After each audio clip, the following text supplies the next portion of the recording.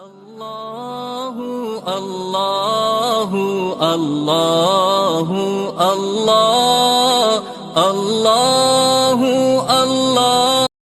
جب بھی کوئی سائل کسی سے مانگتا ہے تو دو طریقے ہوتے ہیں۔ کچھ سائل ایسے ہوتے ہیں جو کوئی بات نہیں کرتے، سیدھا کے ہاتھ پھیلا دیتے ہیں۔ ایک تو سائل یہ ہے، اور سائل مانگنے والے جو بڑے اچھے طریقے سے مانگنے کا بھی فن جانتے ہیں تو ان کا طریقہ یہ نہیں ہوتا کہ کسی کے آگے جا کے بس ہاتھ پھیلا دیں۔ پہلے وہ اس کی تعریفیں کرتے ہیں، پھر جو ہے وہ اس کی رحم دلی کا ذکر کرتے ہیں، پھر اس کے مال و اسباب جو اس کو دیے گئے ہیں ان کے قصیدے پڑھتے ہیں، پھر اپنی وفاداری کا اظہار کرتے ہیں، پھر جھولی پھیلاتے ہیں۔ تو یہ دوسرا اور مہذب طریقہ ہے۔ ایک تو مانگنے والا اپنی ضرورت کو یوں ہی کسی کے سامنے رکھ دے، اور ایک یہ ہے کہ مانگنے والا اپنی ضرورت کو رکھنے سے قبل جس سے مانگ رہا ہے پہلے اس کی تعریف کرے۔ اب بندے اللہ سے ہدایت مانگنے کے لیے کھڑے ہوئے، پہلے تو وضو کیا، صاف ستھرے ہوئے، کانوں پہ ہاتھ لگائے، اس کے بعد ہاتھ باندھ کے ادب سے کھڑے ہو گئے، اور اب مانگنے لگے تو کیا بولے؟ الحمدللہ رب العالمین۔ وہ آتے ہیں نا مانگنے والے دروازے پہ تو کہتے ہیں دوبارہ وسدہ روے، فلاں ہو فلاں ہو، وہ تعریفیں کرنے لگ جاتے ہیں۔ تو یہ مرحلہ ہوتا ہے۔ ابھی اس نے سوال لب پہ نہیں لایا ہوتا تو گھر والا پہلے بچے کو کہتا ہے جا اتنے پیسے اس کو دے گیا۔ میاں وہ تو آپ کی تعریفیں کر رہا ہے، مانگ تھوڑا رہا ہے۔ وہ سمجھتا ہے جو تعریفیں کرنا شروع ہو گیا یہ مانگنے کے لیے تو کر رہا ہے۔ اللہ اکبر۔ تو جب بندہ الحمدللہ کہتا ہے رحمتیں اسی وقت برسنا شروع ہو جاتی ہے۔ الرحمن الرحیم۔ میں سخی کی دہلیز پہ کھڑا ہوں جو رحمان بھی ہے جو رحیم بھی ہے، محض اپنے کرم سے عطا کرتا ہے، رحم کی بھیک مانگ رہا ہوں۔ پھر کیا کہہ رہا ہے؟ مالک یوم الدین۔ کسی کنگال سے نہیں مانگ رہا، اس سے مانگ رہا ہوں جو مالک ہے، دنیا کا بھی مالک ہے، آخرت کا بھی مالک ہے۔ پھر اس کے بعد اگلی بات کیا کہتا ہے؟ ایاک نعبد و ایاک نستعین۔ مالک میں پوجتا بھی تجھے ہوں اور مانگتا بھی تجھ سے ہوں۔ دیکھو سائل اس اعتبار سے بھی دو طرح کے ہوتے ہیں۔ ایک سائل ہوتا ہے جو بائی پاس پہ اترتا ہے، ایک کے گھر کے سامنے جاتا ہے، یہی طریقہ صحیح مانگنے کا، لیکن جاتا ہے کہ گھر کے سامنے تعریفیں کرتا ہے، اور مالک خانہ کو پتہ ہوتا ہے کہ یہ ہمسایہ سے بھی مانگ کے آیا ہے، میرے گھر سے بھی مانگ رہا ہے، اگلے گھر سے بھی مانگنا ہے، تو وہ اسے تھوڑا سا آٹا دے دیتا ہے، 1 روپیہ دے دیتا ہے۔ اس کو پتہ ہے اس نے پورا گاؤں مانگنا ہے، آدھا گاؤں مانگ آیا ہے، آدھا گاؤں اس نے ابھی مانگنا ہے، تو سارے 1 روپے دیتے ہیں۔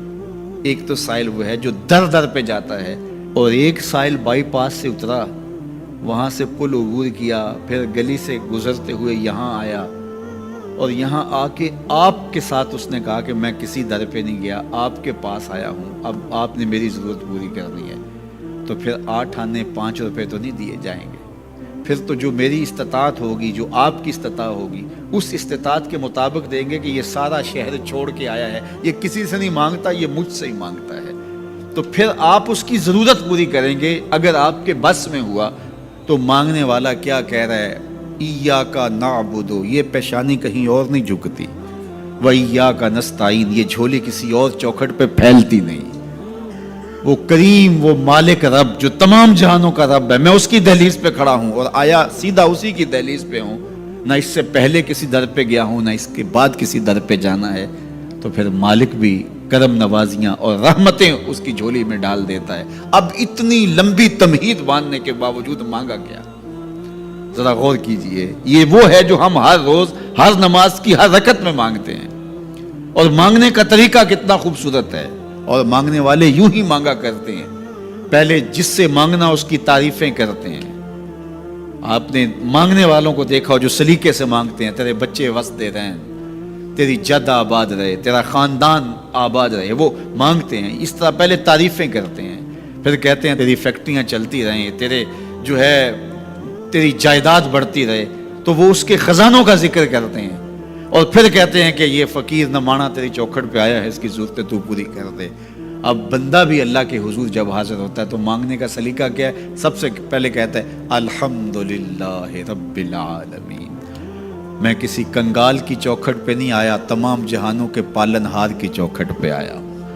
اسی کی تعریفیں اختیاری بھی غیر اختیاری بھی، واسطے کے ساتھ بھی بلا واسطے کے ساتھ بھی، اسی کی خوبی ہیں، سارے اسی کے کمال ہیں، وصف سارے اسی کے ہیں۔ پھر اس کے بعد کہتا ہے الرحمن الرحیم، وہ رحمان بھی ہے وہ رحیم بھی ہے۔ پھر اس کے بعد کہتا ہے مالک یوم الدین، وہ دنیا کا ہی مالک نہیں، آخرت کا بھی مالک ہے، یوم حساب کا بھی مالک ہے۔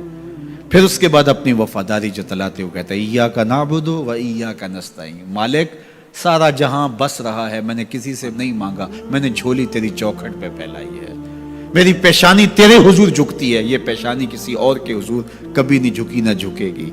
یہ سب عرض کرنے کے بعد پھر مانگتا کیا؟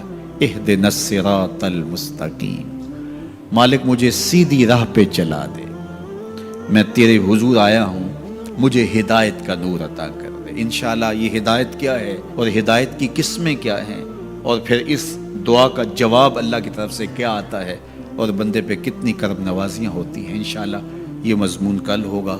اللہ مجھے آپ کو اپنی رحمتوں کے سائے میں رکھے۔